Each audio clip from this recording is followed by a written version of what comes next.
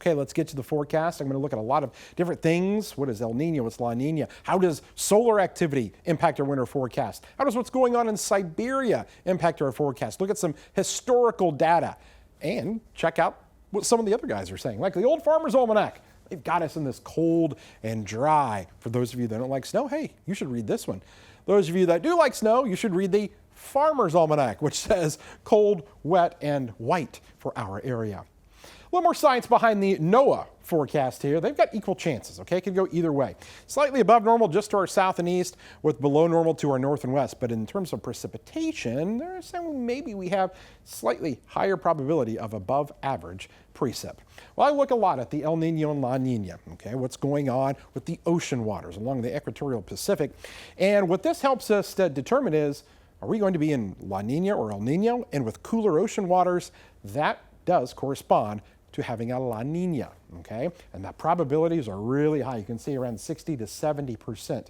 Last year, we were actually in an El Nino. Now this flip-flops back and forth a lot, as you can see over the years. You can see all the times. So this is where we were last year, and now we're back into this weak to moderate, okay, La Nina. So let's look at this here, because we can go back and compare some of the previous years. And then let's look specifically, maybe just over the last kind of decade or so, some interesting numbers here with weak or moderate La Ninas.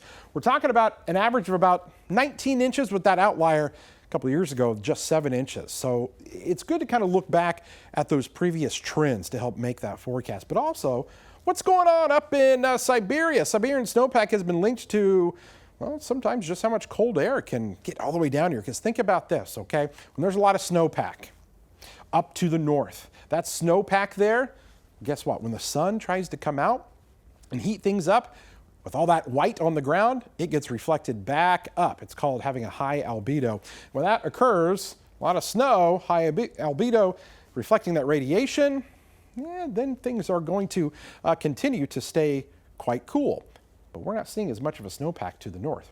As far as sunspot activity goes, wow, all those auroras, northern lights we've had lately, we're in a solar maximum right now. That can correspond to having some warmer winters. It seems like over the years, high activity is a warmer winter. All right, let's get to the winter weather forecast here. I'm going with temperatures above normal, okay? I'm going to go with rainfall also above normal as we start to get back into a more of an active pattern. Snowfall may be just below what is average. So what's average? Well, that's about 23 inches of snow. I think we're going to be in the 15 to 20 inch range. And that is what I'm going with for this upcoming winter season. White Christmas chances, pretty slim. We're going with only about a 15% chance. So let's recap things here for you. Okay, we're going to go with what looks to be another warmer winter. Snowfall just below normal, a few cold blasts of air. Watch for winter severe storms. White Christmas chances, not likely. And yep, not the winters of old.